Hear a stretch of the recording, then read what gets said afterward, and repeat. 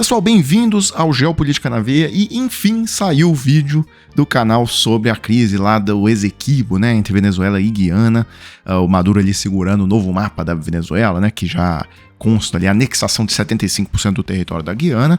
Bem, muita gente fazendo aí um paralelo dessa guerra com a Guerra das Malvinas, tá? E tem realmente algumas coisas em comum. Por exemplo, uma ditadura em decadência, com crise econômica, inflação, e aí pega uma pauta histórica do país para unificar a população e tal, e inventa uma guerra, né? E realmente nesse ponto tem semelhanças. Agora, eu já alerto que, diferentemente da situação das Malvinas, nesse caso, isso que eu acabei de circular, e é o que interessa, né? É o bloco de exploração de petróleo Stabroek. E ali tem muito petróleo, então as Malvinas ali realmente não tem nada, tá? É um monte de pedra no fim do mundo, né? no final do Oceano Atlântico, ali no sul do Oceano Atlântico, umas pedras congeladas. Aqui não, aqui tem dinheiro e muito dinheiro. Bem, e aqui é importante frisar um ponto, tá? Quem hoje ganhou a licitação, quem que tá com os contratos de licença de exploração desse petróleo lá no fundo do mar, tá? Três empresas, Chevron, ExxonMobil e uma estatal chinesa, tá? A CNOOC. E eu vou dar uma ênfase para essa estatal chinesa. Por quê? Porque os, digamos, defensores do Maduro no Brasil, existe isso? Existe, ou se existe, tem por aí aos montes. Esse pessoal já está falando que é uma guerra a ExxonMobil começou uma guerra no continente sul-americano. Mas, obviamente, que eles omitem que tem estatal chinesa junto nessa exploração. Por quê? Porque aí a narrativa, para onde eles querem levar a narrativa, não funciona, né? Então, eles têm que omitir esse pedaço da história. Bem, mas já vamos aqui pular para a parte que o Maduro, na semana passada, anunciou a anexação desses territórios. Então, oficialmente para a Venezuela, ela já anexou, já nomeou lá quem que é o governador do estado novo da Venezuela, agora que chama Guiana Esequiba. Como jefe de Estado, como jefe de gobierno, como comandante en jefe de la Fuerza Armada Nacional Bolivariana, y extendiendo mis brazos a toda la sociedad venezolana, asumo la responsabilidad de un conjunto de acciones y decisiones que procedo a anunciar. Se crea la Zona de Defensa Integral Guayana Esequiba al Mayor General Rodríguez Cabello como autoridad única de la Guayana Esequiba y tendrá su sede política administrativa en el pueblo de Tumeremo y a llevar a todas las escuelas, liceos, universidades del país el nuevo mapa de Venezuela con la decisión del domingo 3 de diciembre. Mapa completo. No está el rayado ya. Es el mapa de Venezuela completo.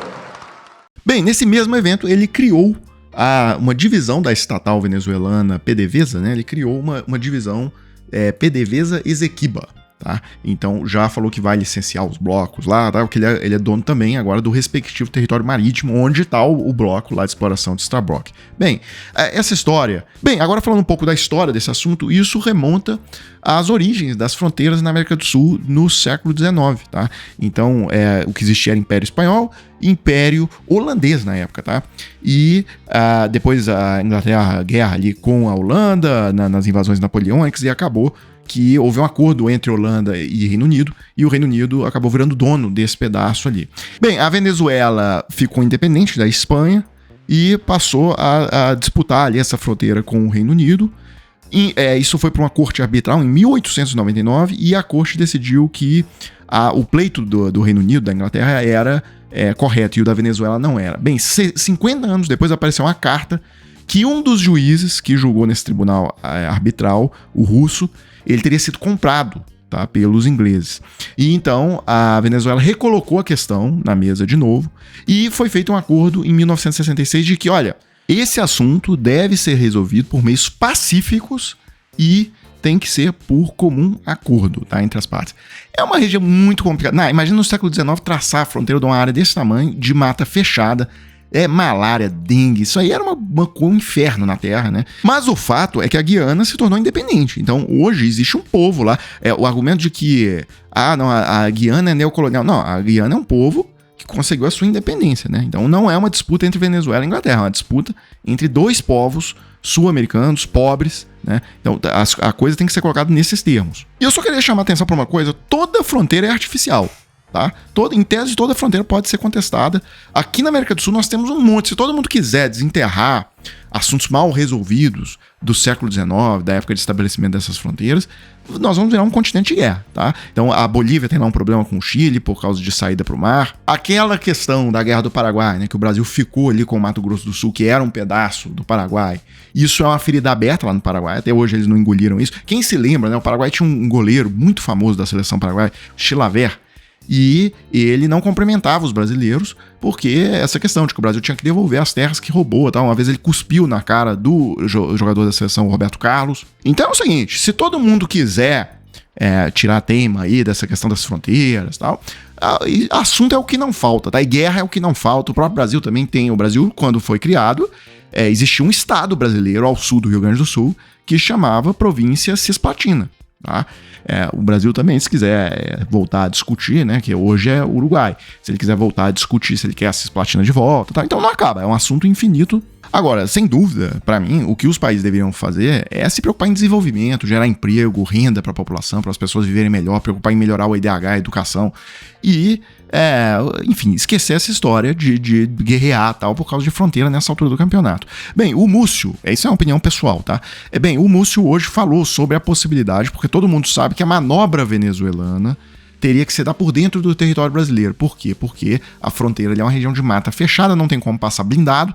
Então, ou os venezuelanos vão entrar na Guiana por mar, fazer um desembarque anfíbio, mas aí se duvida das capacidades militares da Venezuela para fazer essa operação, ou fazer uma manobra, que essa sim é a mais provável, eu diria, fazer uma manobra entrando por dentro de Roraima e dando uma volta, né? Eles só chegarão a Guiana passando, se passasse o território brasileiro, que nós não vamos permitir em hipótese nenhuma.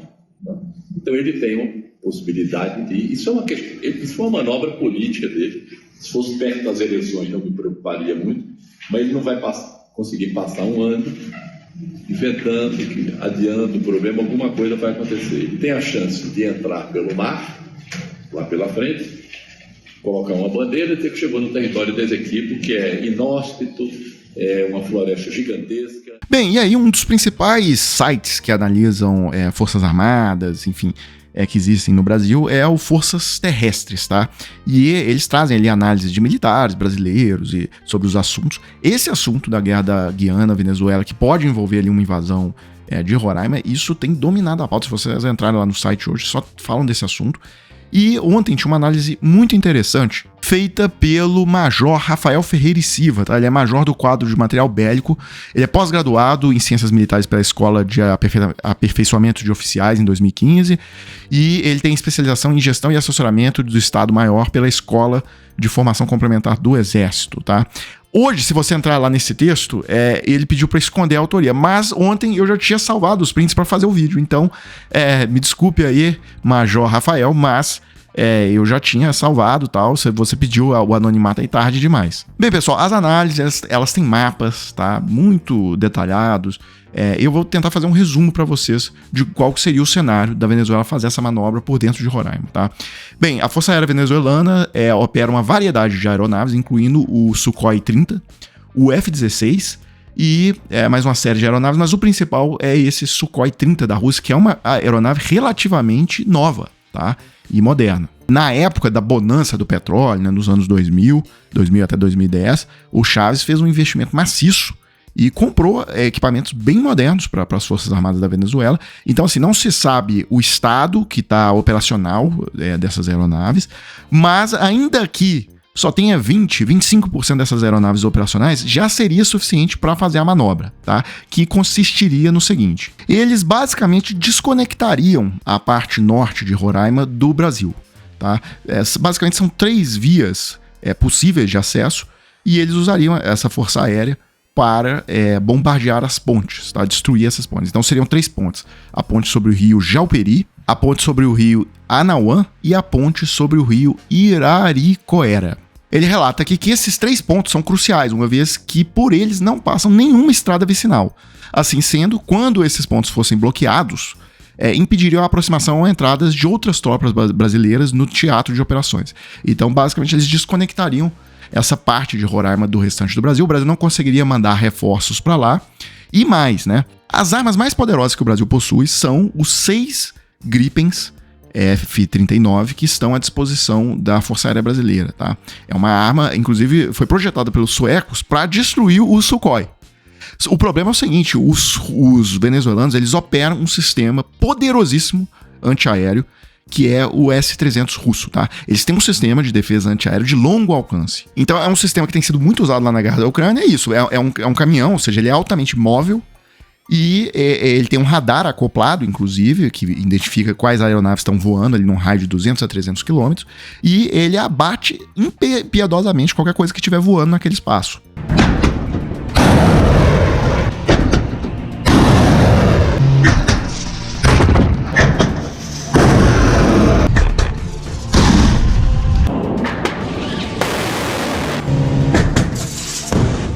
Bem, e aí, resumidamente, é o seguinte, a Venezuela teria todas as condições de entrar, você tem poucos, tem 150 soldados brasileiros ali na fronteira, eles teriam todas as condições de entrar com esses equipamentos antiaéreos que eles têm de médio, curto e longo alcance, estabelecer uma zona de exclusão aérea de 300 quilômetros ali em Roraima, os Gripen brasileiros não conseguiriam atuar no teatro de operações, se entrassem ali uma chance alta de serem abatidos pelo S-300, e basicamente é isso, o Brasil não teria como, porque também eles teriam destruído as pontes que dão acesso do Brasil a Roraima.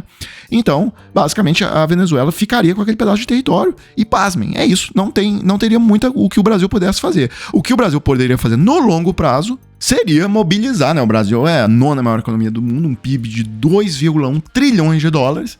A Venezuela é um país de um PIB de 200 bilhões de dólares, ou seja, nós estamos falando de uma economia exatamente 10 vezes maior que a Venezuela.